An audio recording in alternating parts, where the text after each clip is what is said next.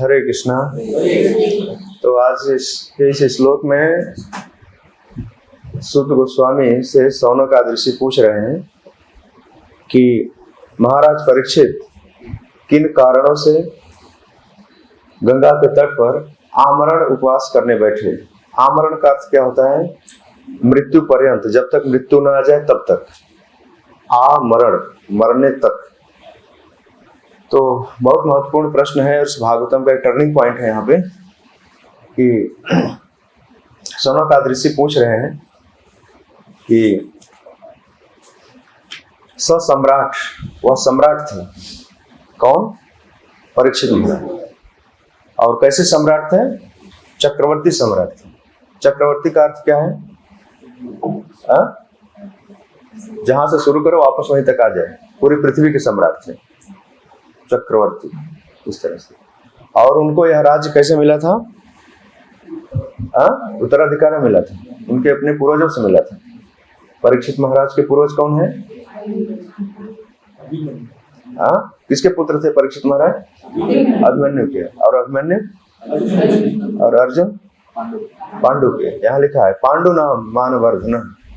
पांडु के वंश को बढ़ाने वाले थे, मान को बढ़ाने वाले थे। मान का अर्थ क्या है? उनकी प्रतिष्ठा को बढ़ाने वाले थे। तो परीक्षित महाराज एक ऐसे शासक थे जो सम्राट थे, जिनको उत्तराधिकार में पृथ्वी का अनचैलेंजिंग एम्पायर मिला था। और साथ साथ वे अपने वंश की प्रतिष्ठा को भी बढ़ा रहे थे। फिर कस्य वा हेतु, किस कारण से, किस हेतु से? प्रायोपविष्टो, उपविष्ट, बैठे और उपवास करने। ऐसा नहीं सिर्फ बैठे थे, बैठ करके फास्टिंग भी कर रहे थे। कहाँ बैठे थे? गंगायाम, गंगा के तट पर। अनादृत्य, आदृत्य और अनादृत्य। आदृत्य का मतलब होता है सम्मान करना, और अनादृत्य का अर्थ है कि उसकी उपेक्षा करना, इग्नोर करके। क्या इग्नोर करके? अधिराट, जो उनको प्राप्त हुआ था। क्या प्राप्त हुआ था? श्रियम, जो उनको ऐश्वर्य प्राप्त हुआ था। तो इस तरह से संस्कृत में आपने देखा बहुत सरल शब्दों में ये मुनि लोग प्रश्न पूछ रहे हैं। पर प्रश्न की जिज्ञासा के गर्भ में अगर हम जाएंगे तो हमें बहुत सारी बातें पता चलेंगी कि मुनियों की जिज्ञासा जो है वह कितनी डीप में है। और देखने को तो लगता है कि साधारण प्रश्न है, परंतु श्रीमद् भागवतम की एक फाउंडेशन है। यहाँ से भूमिका तैयार कर रहे हैं और आगे चल करके इसी श्लोक के आधार पर, इसी प्रश्न के आधार पर पूरी भागवतम बोली गई है और सुनी गई है।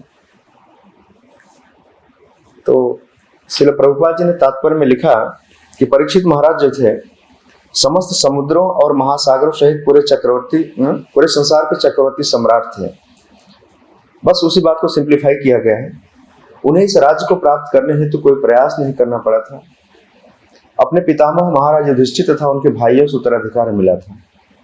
युधिष्ठिर महाराज को भी कैसे राज मिला था आप सभी जानते हैं। महाभारत का युद्ध करना पड़ा था, भगवान कृष्ण का दैवी हस्तक्षेप हुआ था, तब जाकर मिला था, ऐसे नहीं मिला था।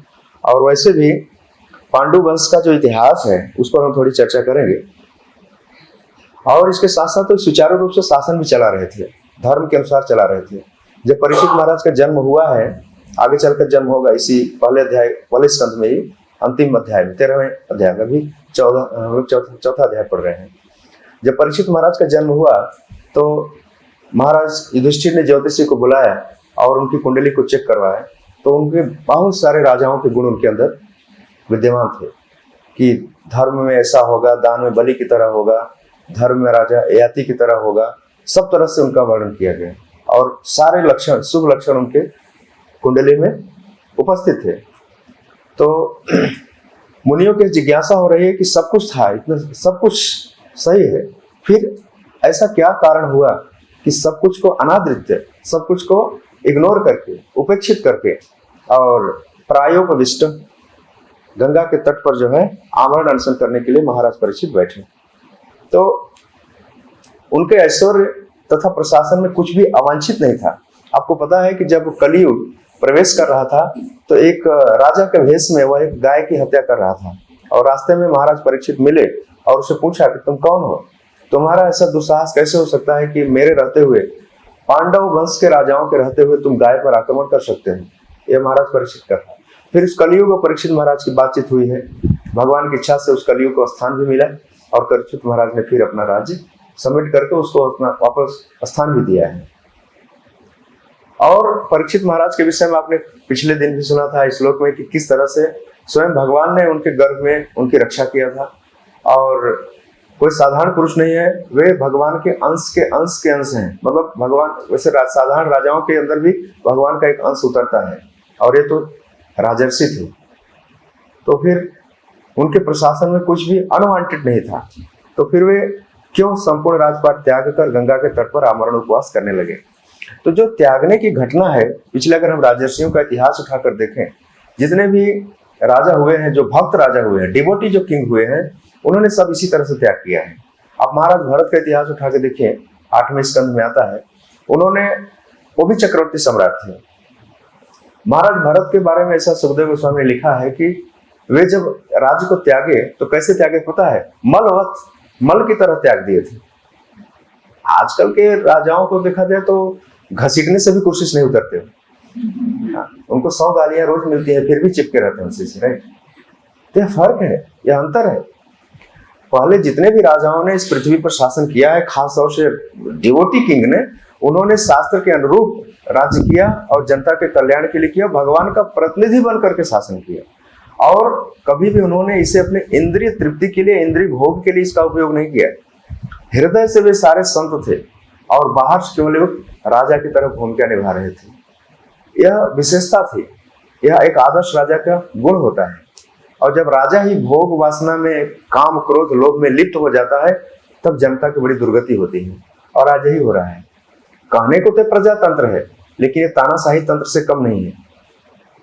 जैसे ही उसको पावर मिलती है ना, वो सारे अत्याचार करना शुरू कर देता है।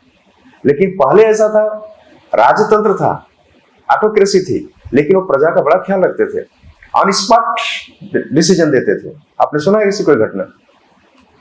पहले राजाओं के दरबार में कोई भी फरियादी पहुंचता था तो तुरंत फैसला होता था। ऐसा नहीं कि एप्लीकेशन डालो, कोर्ट के चक्कर लगाओ, 10 साल तक वकीलों के फीस भरो, फिर जाके फैसला आएगा, तब तक तुम मर चुके होगे, राइट? जिन लोगों को यह भ्रम है कि बहुत अच्छा शासन चल रहा है, यह उनका महज एक भ्रम है खाली।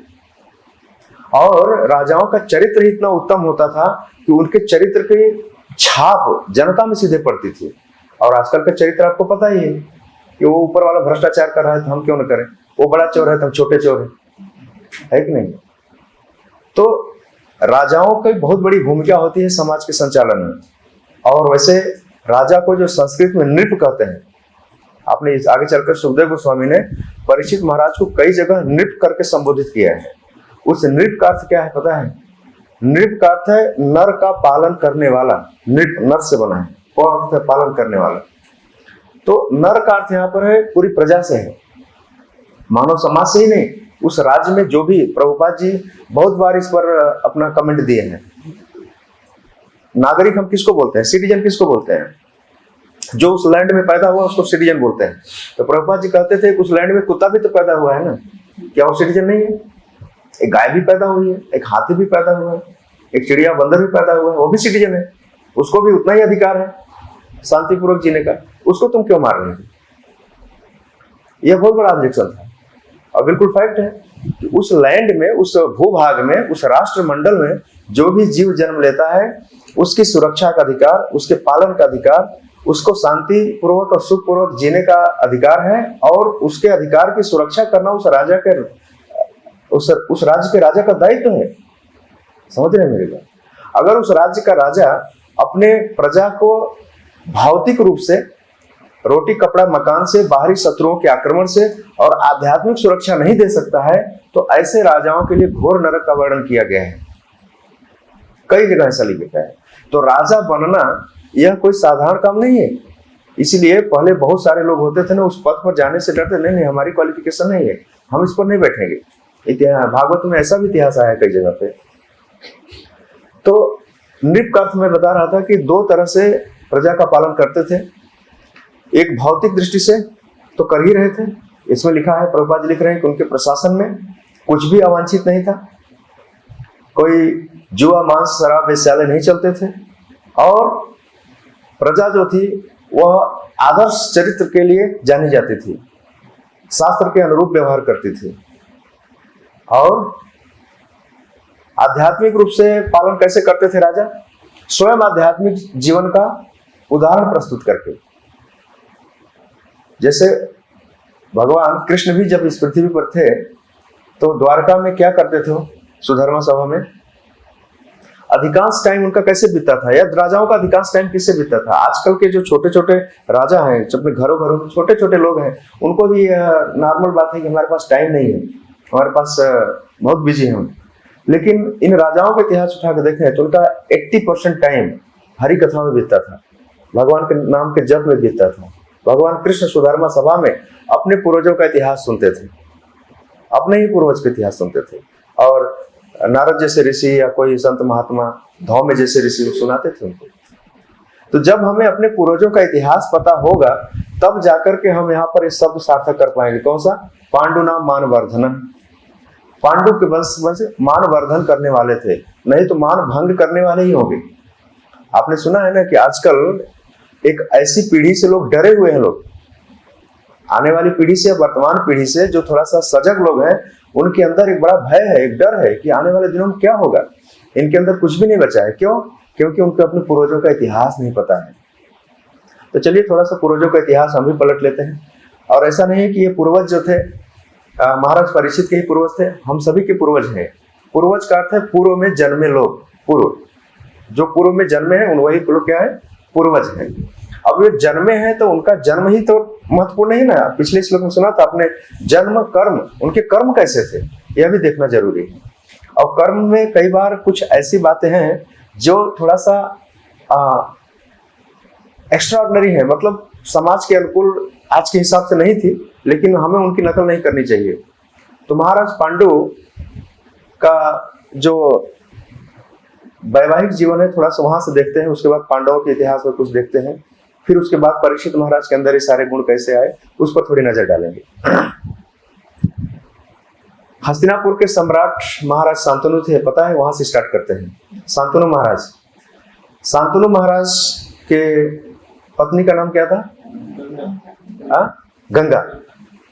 गंगा जो नदी के रूप में हम देख रहे हैं, यह सिर्फ एक पानी ही नहीं है, वाटर नहीं है, बल्कि एक मूर्तिमती देवी है।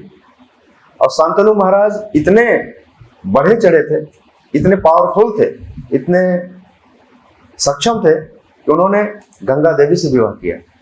आसान है क्या? आज की तारीख पर पृथ्वी पर कोई भी मनुष्य ऐसा है तो अमेरिका, रशिया, ऑस्ट्रेलिया से जाके कोई लड़की लाके शादी कर सकता है, लेकिन स्वर्ग से कोई लड़की लाके शादी कर ले इतना नहीं सुना गया। ऐसा सुना गया है क्या? स्वर्ग में जाना ही मुश्किल है, वहां से लाकर शादी करना बहुत मुश्किल है। कोई पहचाने का नहीं, पहुंच ही नहीं पाएगा। राइट। तो शांतनु महाराज के इतिहास से शुरू करते हैं, फिर हम यहाँ परीक्षित महाराज तक आएंगे। एक सरसरी निगाह से डाल लेते हैं कि चूंकि यहाँ पर एक प्रसंग ऐसा है कि पांडु नाम मानवर्धन, पांडु के वंशज, पांडु वंश की प्रतिष्ठा बढ़ा रहे थे। तो शांतनु महाराज ने गंगा से विवाह किया था, और गंगा से उनका विवाह किन परिस्थितियों में हुआ था आपने पढ़ा होगा, सुना होगा यहाँ वहां से, तो बहुत डिटेल में जाने की जरूरत नहीं है। पर उनकी एक शर्त थी कि उनका एक पुत्र जो था, अंतिम पुत्र, क्या नाम था उसका? भीष्मदेव। वह इस पृथ्वी पर बाकी सारे पुत्रों को गंगा ने बहा दिया था, इसी कंडीशन में शादी किया था। उसके पीछे भी एक बड़ा इतिहास है, उधर जाने की भी आवश्यकता नहीं।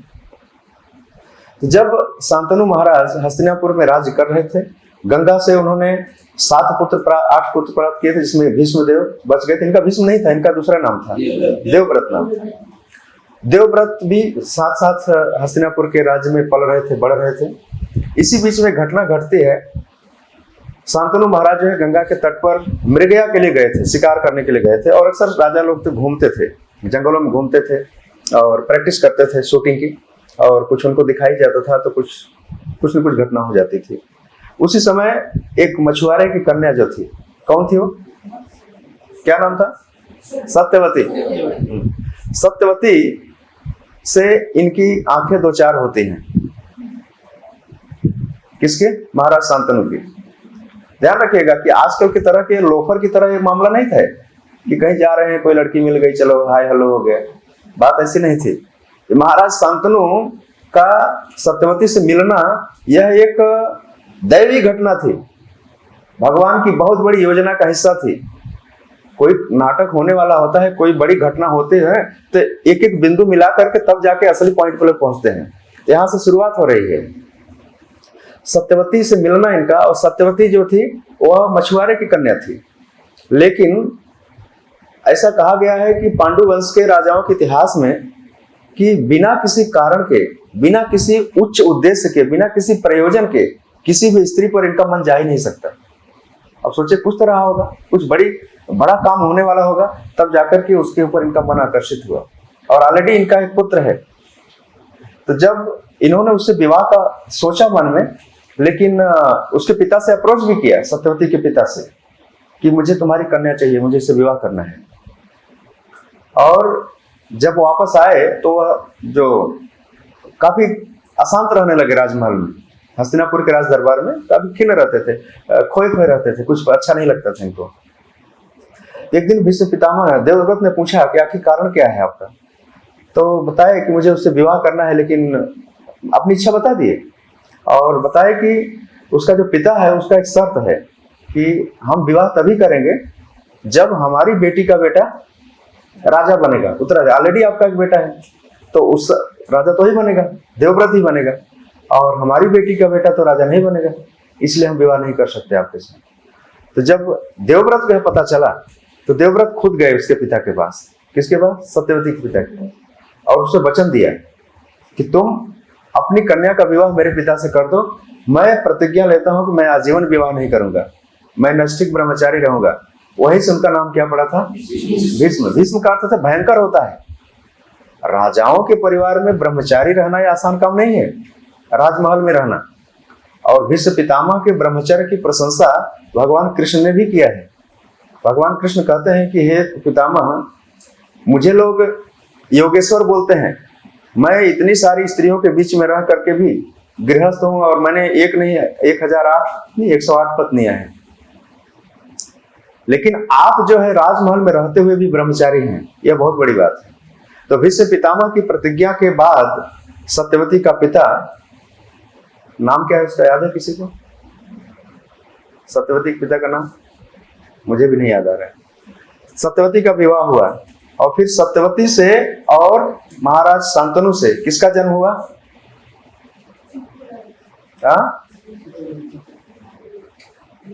किसी को पता है? नहीं मालूम है।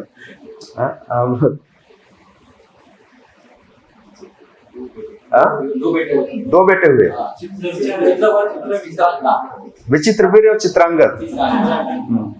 विचित्रवीर और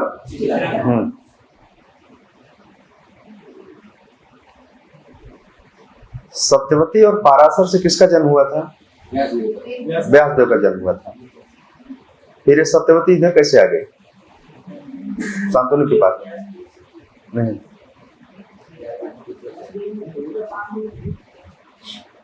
एनीवे, चित्रांगद और विचित्रवीर का जन्म हुआ था। फिर आगे चल करके जब महाराज पांडु, चित्रांगद और विचित्रवीर, राइट, ये तीन थे, ऐसा नहीं? हाँ, धृतराष्ट्र, विदुर और पांडु, ये तीन भाई थे। तीन कौन? धृतराष्ट्र, विदुर जी व्यासदेव के पुत्र हैं। और व्यासदेव कहाँ से आए? सत्यवती और पराशर से आए। फिर सत्यवती शांतनु के साथ कैसे आई? तो फिर उन्होंने रिक्वेस्ट किया हुआ था, और वो 3 पुत्र हुए थे, उसमें से गंदा हुआ था। अच्छा,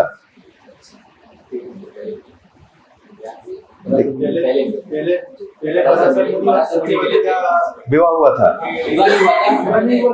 जैसे कर्ण का जन्म हुआ था ना, हाँ, वैसे उनका जन्म हुआ। व्यासदेव का। अच्छा, वो भगवान की बड़ी योजना थी वो। ओके। पराशर मुनि जो थे इतने सक्षम थे कि किसी भी चीज को तुरंत टर्न कर सकते थे। कोहरा था, राइट, दिन था, तुरंत कोहरा बना दिया था। उसके शरीर से गंध आ रही थी, तुरंत सुगंध बदल दिया था, राइट।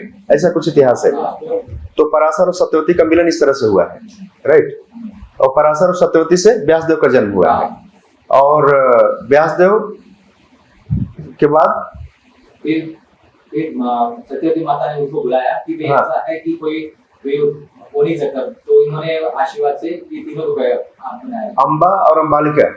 नहीं हाँ। वो तो पहले की बात है, वो तो चित्रांगना और चित्रलेखा था, उनका भी से हुआ था विवाह। अच्छा अम्बा और अम्बालिका से हुआ था। अच्छा। इसके बाद ये चित्रांगदा तो विचित्र भी रहे, दोनों बहुत कम समय में चले गए थे, हाँ, निसंतान चले गए थे। फिर उस परिवार के वंश को बढ़ाने वाला कोई था नहीं। हाँ, इसलिए अम्बा अम्बालिका से सत्यवती ने इनसे रिक्वेस्ट किया व्यासदेव से हाँ, कि तुम जो है अपनी भाभियों से पुत्र पैदा करो। हाँ। राइट। हाँ, यह वैदिक सिस्टम, ऐसी परंपरा थी। हाँ, माता का अगर आदेश हो और सिर्फ पर्पज एक ही हो खाली, तो व्यासदेव ने पहले मना किया था, हाँ, रिक्वेस्ट नहीं से, लेकिन माता का आदेश था, इसलिए इन्होंने अम्बा, अम्बे और अम्बालिका, दासी थी। एक दासी थी जिससे विदुर का जन्म हुआ। हाँ, और पांडु का जन्म किससे हुआ था? अम्बा से। अम्बा। और अम्बालिका से धृतराष्ट्र का जन्म हुआ था। राइट। एक ने आंख बंद कर ली थी तो वो धृतराष्ट्र पैदा हुए थे। राइट। तो इस तरह से इनके जन्म का इतिहास बड़ा विचित्र है, लेकिन सारे विचित्र इतिहास के बीच में भगवान की एक बहुत बड़ी योजना। देखो, मूल पॉइंट हमको क्या ध्यान रखना है कि इन पांडु नाम मान वर्धना, यह मुख्य पॉइंट है, हम इसी पर चर्चा कर रहे हैं।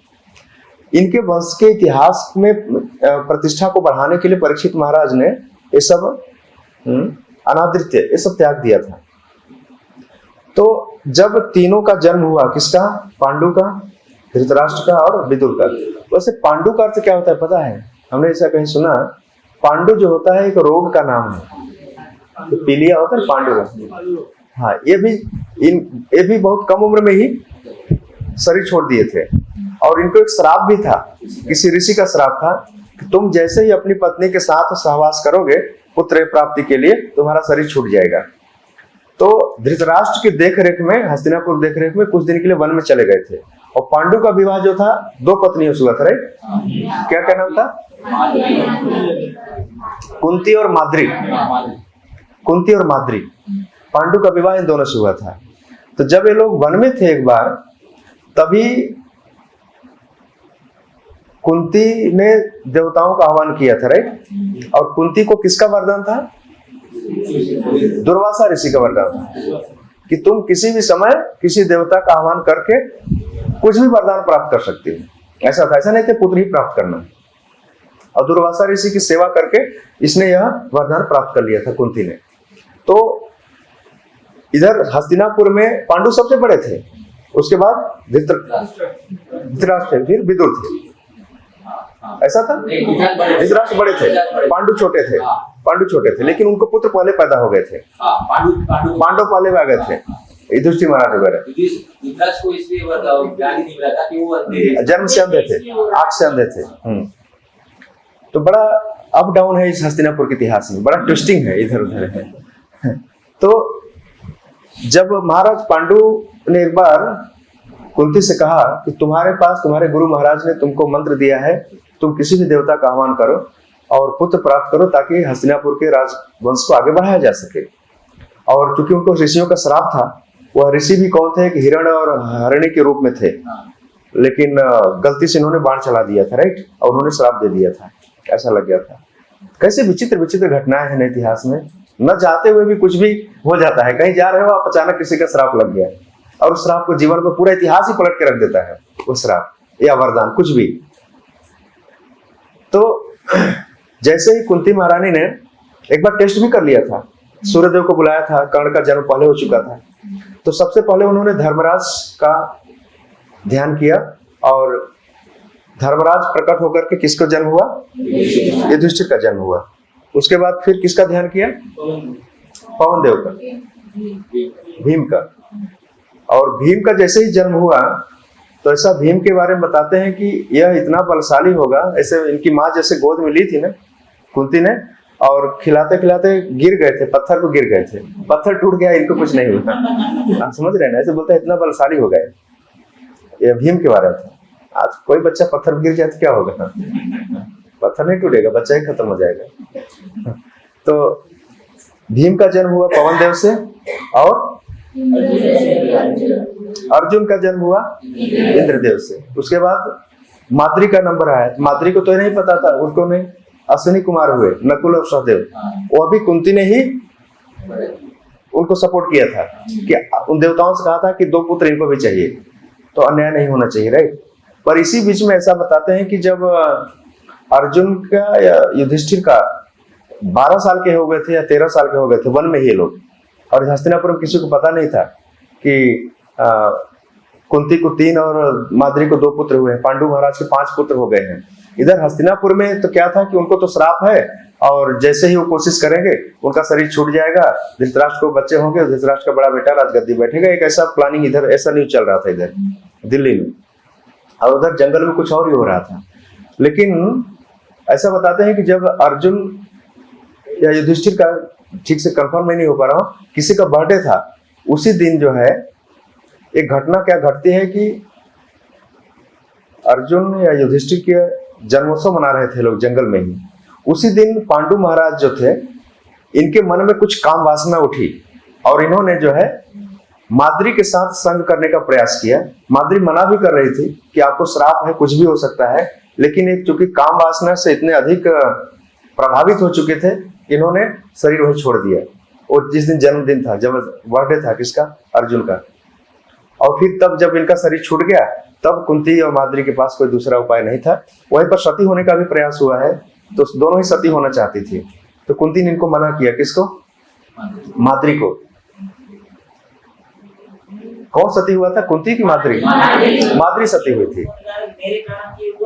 हाँ, माद्री ने कहा कि बहन, अगर तुम जिंदा रहोगी तो तुम 5 बच्चों का एक दृष्टि से पालन करोगी, समान भाव से, और मैं अगर जिंदा रहूंगी तो मेरे अंदर भेदभाव हो सकता है, तो मैं पुत्रों में भेदभाव करूंगी, इसलिए तुम्हारा जिंदा रहना जरूरी है। यह भी बड़ा इतिहास है, देखो कि पति के न रहने पर उनके अंदर जीने की इच्छा नहीं है, सती, राइट।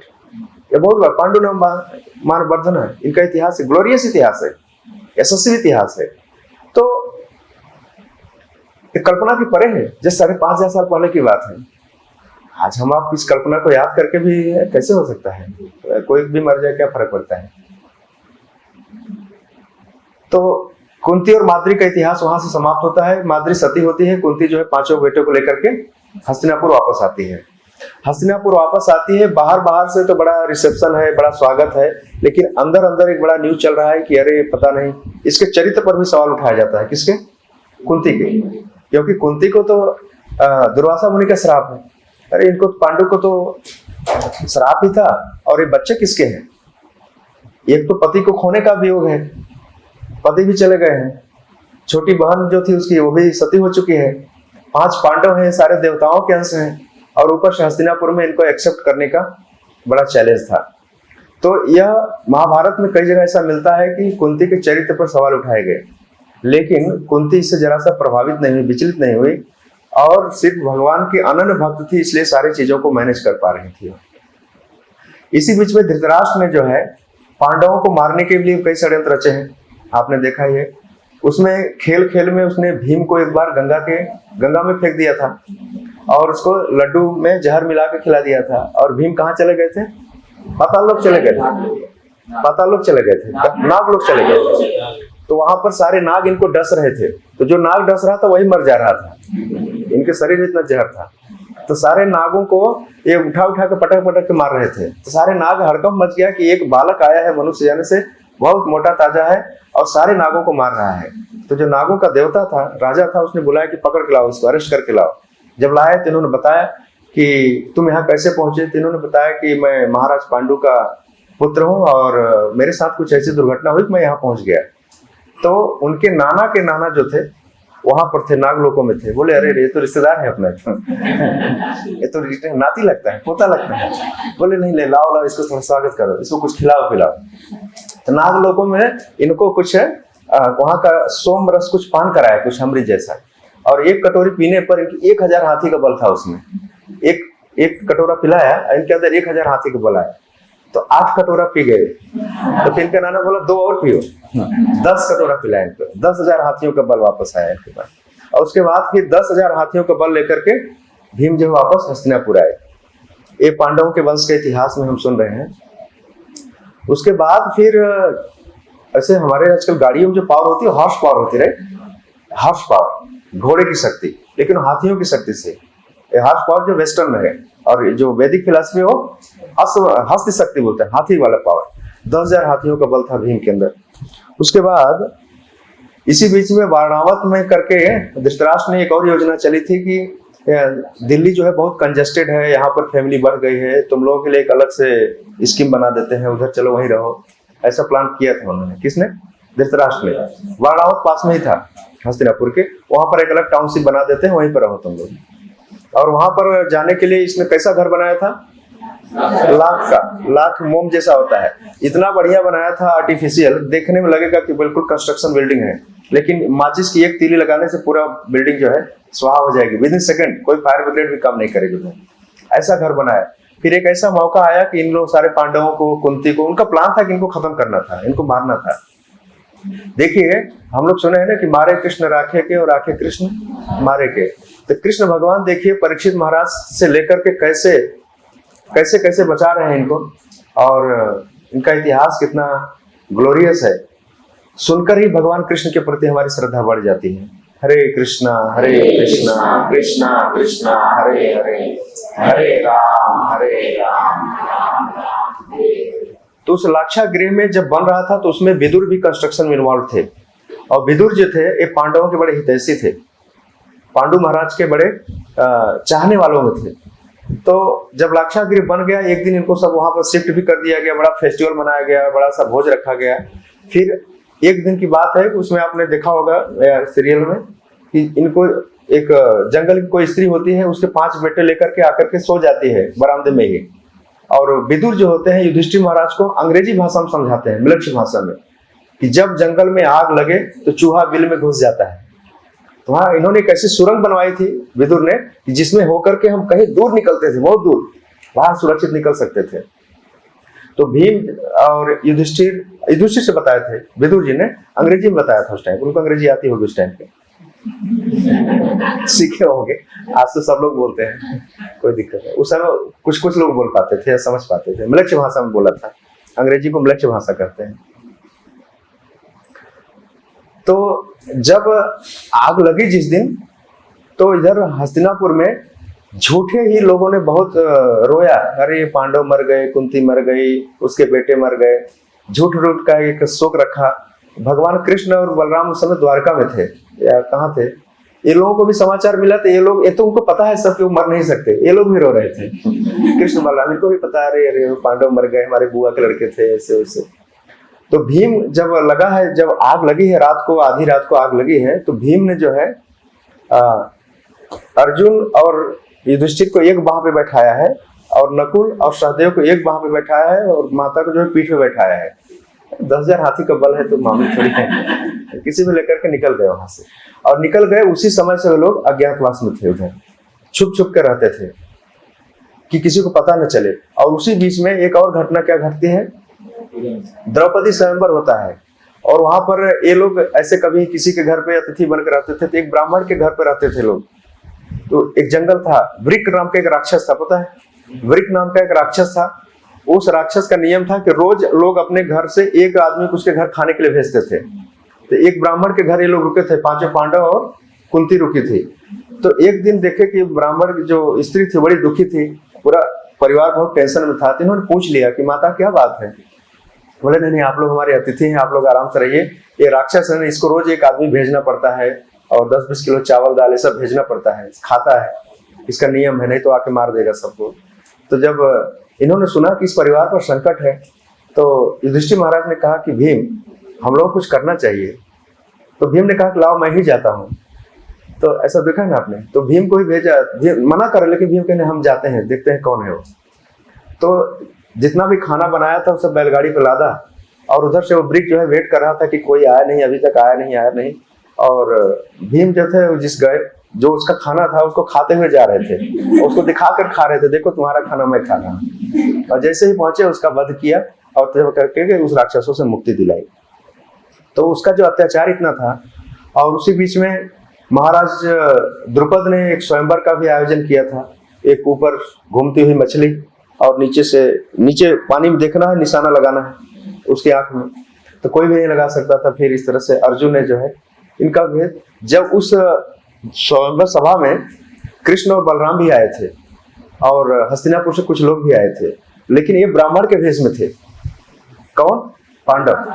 ये ब्राह्मण के भेष में थे तो क्षत्रिय, इनके शरीर की बनावट ऐसी थी, क्षत्रिय थी, छुप नहीं पाते थे।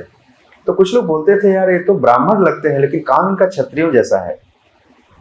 कृष्ण भगवान बोल रहे थे कि बलराम से देखो ये जो सांवले रंग का है ना ये तो अपना अर्जुन जैसा लगता है, और ये थोड़ा सा गोरे रंग का लंबा सा है ना ये तो युधिष्ठिर जैसा लगता है, और जो हट्टा कट्टा है ना वो भीम जैसा लगता है। ये लोग सब जानते थे लेकिन आपस में ऐसा एक रहस्य बना हुआ था कि थे कौन, छुप छुप करके ऐसे थे। और इस तरह से इन्होंने द्रौपदी का स्वयंवरण भी किया है, पांचाली का वर्ण किया है। उसके बाद फिर वापस आते हैं, वापस जब पता चलता है कि ये लोग जिंदा हैं तब बोलते हैं अरे अरे हमें बड़ी खुशी हुई, भगवान कृपा से आप लोग बच गए, ऐसा है वैसा है। विदुर, दुशासन, दुर्योधन, कर्ण, ये लोग बस झूठे की सांत्वना देते हैं कि हम लोग बड़े दुखी थे कि आप लोग बारावत में जल गए थे, हम लोग बड़ा खोजबीन किए कहीं नहीं मिले, अच्छा हुआ आप लोग वापस आ गए। फिर दुर्योधन जो है एक नई चाल चलता है, क्या? कौन सी? जुआ खेलने वाला। फिर जुए में इनको किस तरह से हराया जाता है, फिर कैसे इनको वापस वनवास भेजा जाता है, कैसे अज्ञातवास रहते हैं, महाराज विराट के यहाँ कैसे रहते हैं, फिर वहां पर फिर से युद्ध होता है। अज्ञातवास में भी इनको बहुत सारी प्रॉब्लम हुई थी, राइट। तो इस तरह से हम लोग इस पॉइंट पे पहुंच जाते हैं कि जब पूरा महाभारत का युद्ध हो जाता है और परीक्षित महाराज का जन्म भी होने ही वाला है। उनके पिता अभिमन्यु जो है सबसे कम उम्र के योद्धा है, वे भी 7 महारथियों के बीच में घेर कर मारे जाते हैं। लेकिन परीक्षित महाराज का जन्म जो है हम पिछले श्लोक में पढ़ रहे थे, आज हम इस पॉइंट तक पहुंच रहे हैं कि परीक्षित महाराज जो है किसी भी दृष्टि से पांडवों के वंश की प्रतिष्ठा में दाग लगाने वाले नहीं थे। और जिस तरह से पांडवों का इतिहास इतना ग्लोरियस है, इतना अपने आप में साहसिक है और प्रशंसनीय है, उसी दृष्टि से यहाँ पर सुद गोस्वामी कह रहे हैं कि पांडुना मान वर्धना, पांडवों के वंश में उनके मान को बढ़ाने वाले थे। फिर इनके साथ भी एक अजीब घटना घटती है। इनकी कोई गलती नहीं थी, गए थे उस जंगल में, ये भी घूम रहे थे श्रृंगी ऋषि के आश्रम में, वहां भी इनको प्यास लग गई। हालांकि प्यास लगना भी कैसी घटना थी पता है आपको? आचार्य लोग टीका में लिखते हैं, विश्वनाथ चक्रवर्ती ठाकुर, कि यह प्यास लगाना भी भगवान की इच्छा थी। जैसे अभी आप घर से पानी पी के निकलो और तुरंत 1 घंटे बाद आपको इतनी प्यास लग जाए कि किसी के गले में सांप डाल दो, ऐसा तो नहीं हो सकता है, राइट। तो इनका प्यास लगना भी भगवान की बड़ी योजना थी, और अदरवाइज कर नहीं सकते थे ऐसा। जिनके जन्म का इतिहास इतना बड़ा है, जो भगवान का इतना बड़ा भक्त है, वो कैसे किसी साधु के गले में सांप लपेट सकता है? तो उस दृष्टि से यहाँ पर इनके मन में कौतूहल हो रहा है। किसके? ऋषियों के मन में। कस्य वा हेतु, किस कारण से ऐसा कैसे हो गया, ऐसा कैसे हो गया? तो परीक्षित महाराज के द्वारा जो श्रृंगी ऋषि के सम्यक ऋषि, श्रृंगी उनके बेटे का नाम था, सम्यक ऋषि का नाम क्या था? सम्यक ऋषि, समीक ऋषि के गले में मरा हुआ सांप लपेट देना, हाँ, श्रृंगी उसका लड़का था, और वापस लौट जाना हस्तिनापुर में, और फिर 7 दिन के अंदर मृत्यु का श्राप मिल जाना। यह सब अपने आप में आश्चर्यजनक बातें हैं, आश्चर्यजनक घटनाएं हैं। तो भगवान कैसे कैसे लीला करते हैं, अपने भक्तों को ही निमित्त बनाते हैं, इंस्ट्रूमेंट बनाते हैं अपनी ही लीला को संपादित करने के लिए। उनको भागवतम बोलवाना है, परीक्षित महाराज को ही श्राप दिलवाना है, 7 दिन तक उनको भूखे रखना है, और इस तरह से श्रीमद् भागवतम के द्वारा भक्तों की महिमा, भगवान की महिमा को स्टैब्लिश करना है। तो भगवान अपनी लीला में भी बहुत चुन चुन करके पात्र चुनते हैं, सबको नहीं चुनते। जो सह सकता है, जो क्वालिफाइड है, उसी को चुनते हैं। जैसे प्रभुपाद जी को भगवान ने चुना है, सेलेक्ट किया है, नहीं तो 70 साल की अवस्था में 2 बार हार्ट अटैक आए, अमेरिका जाना, मिलेच्छों के देश में जाना, इस कृष्ण भक्ति को स्थापित करना, साधारण आदमी सोच नहीं सकता, कल्पना नहीं कर सकता क्या होगा। जिंदगी लोगों की बीत जाती है, कुछ नहीं कर पाते। और उन्होंने देखो, चैतन्य महाप्रभु ने जंगल में हिरणों को, भालुओं को, टाइगर को, सबको नचा दिया, और प्रभुपाद जी ने भी वही किया। एक मंच पर ला करके गोरे, काले, बूढ़े, जवान सबको नचा दिया है। नचाया कि नहीं नचाया? आज पूरी दुनिया, अफ्रीका में जाओ देखो क्या है, कुछ जानते नहीं कुछ। ऑस्ट्रेलिया में, अमेरिका में, रसिया में, तेहरान में, ईरान में, इंडिया के किसी पार्ट में चले जाओ, कौन जानता था इस हरे कृष्ण महामंत्र को? हरे कृष्णा को भी नहीं जानते थे, हरे कृष्ण महामंत्र की बात छोड़िए, हरे कृष्णा कृष्णा कृष्णा हरे हरे, हरे राम राम राम। महाराज परीक्षित महाराज के राज त्यागने के विषय में एक छोटी सी पॉइंट है, बस 5 मिनट समाप्त करते हैं। राजाओं के इतिहास में ऐसा देखा गया है कि इन्होंने जब राज्य का त्याग किया है, तो जब चैतन्य महाप्रभु ने संन्यास लिया था 24 वर्ष की अवस्था में, साक्षात भगवान है लेकिन भक्त के अवतार में है, उनका भी जो बैकग्राउंड है बड़ा ऐश्वर्यमय है, बड़ा वैभवशाली है। और उनकी भी पत्नी जो थी साक्षात लक्ष्मी है, सचिव क्या नाम था, हरिप्रिया विष्णुप्रिया और लक्ष्मीप्रिया, चलो ठीक है। तो इसी तरह से उसमें कौन, रघुनाथ दास गोस्वामी जमींदार के बेटे थे। और ऐसा उसमें लिखा गया है चैतन्य चरितामृत में कि इन्होंने राज्य को त्याग दिया कि सूर्य इप्सित राज लक्ष्मी, इन्होंने अपनी स्वर्ग अप्सरा जैसी पत्नी का त्याग किया और इंद्र के जैसे वैभव वाला राज्य भी त्याग किया है। तो भक्तों का इतिहास जो है इतना गौरवशाली है कि इन्होंने राज्य को त्यागने में जरा सा देरी नहीं किया है। यहाँ पर भी लिखा है कि अनादृत्यम अधिराट श्रियम का मतलब है सारा ऐश्वर्य। इनको किसी भी प्रकार की कमी नहीं थी, कोई एंटी पार्टी नहीं था, कोई अपोजिशन नहीं, फिर भी उसको आराम से त्याग किया है। भरत महाराज का उदाहरण हमने आपको बताया है, जैसे मल की तरह त्याग किया है, बल्कि त्याग करने के बाद उनको रिलीफ होता है उससे, राइट। इसमें क्या शिक्षा है हमारे लिए शिक्षा है कि अगर हमें छोटा सा भी कुछ भी प्राप्त हुआ है, उत्तराधिकार में प्राप्त हुआ है, चाहे अपने कर्मानुसार प्राप्त हुआ है, भगवान की भक्ति के लिए उसे त्याग ही देना चाहिए। त्याग देने का अर्थ क्या है? त्याग देने का अर्थ क्या है?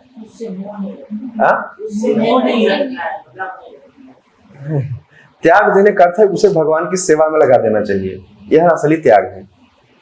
एक उदाहरण बताते थे प्रभुपाद जी ना कि 2 व्यक्ति हैं उतरे, एक होता है भोगी, एक होता है त्यागी। भक्त क्या है ना, भोगी है ना।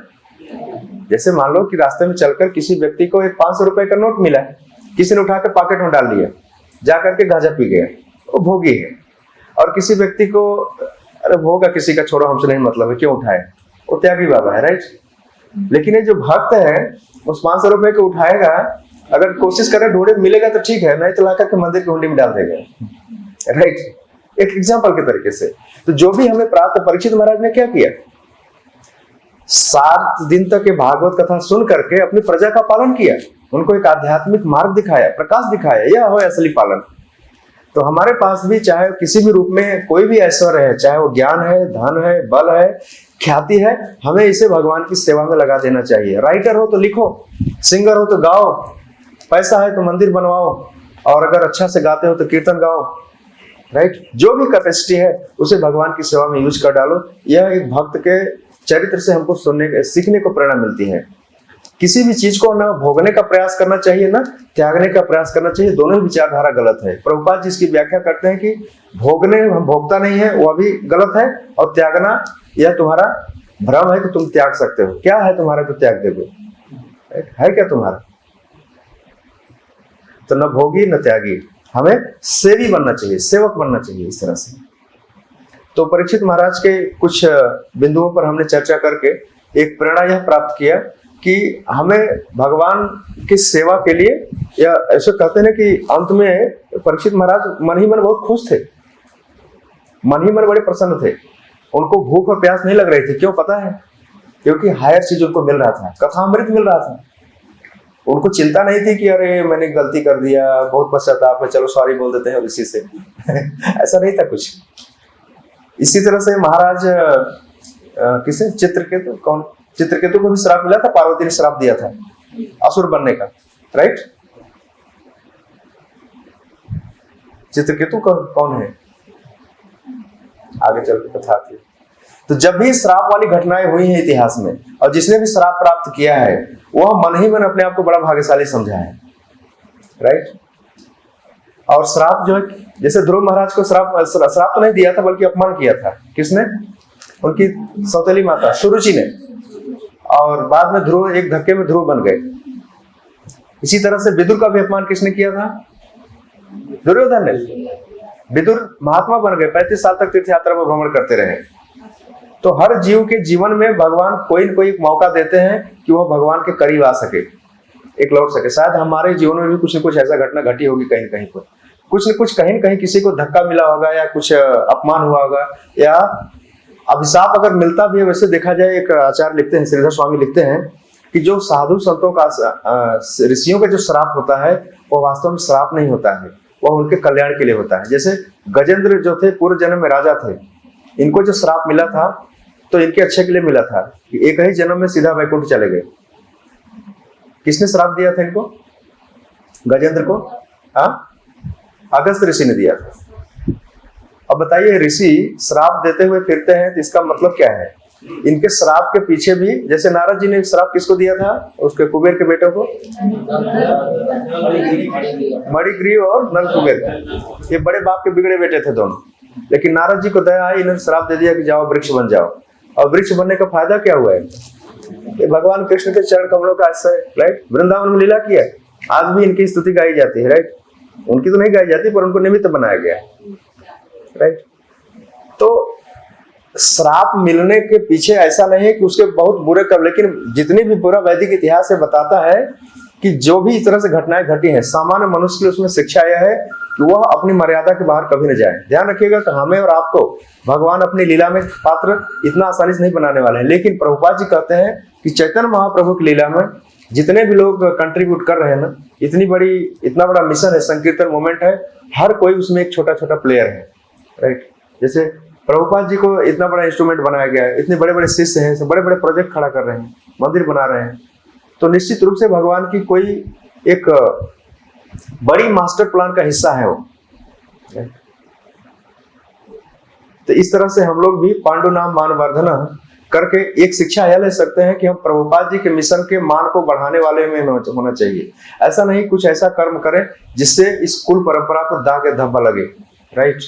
ऐसा परीक्षित महाराज के चरण चिन्हों पर चलने का प्रयास करना चाहिए, और जो भी हमें मिला है उसे हमें भगवान की सेवा में ही अनादृत्यम, उसका हमें उपेक्षा कर, मतलब संसारिक चीजों को इग्नोर करके हमें भगवान की सेवा में पहला है कि श्रवण करना चाहिए। हमने पहले भी बताया था कि श्रवण करने का एक बड़ा लाभ यह है कि हम इन चीजों के निरर्थकता को समझ जाते हैं।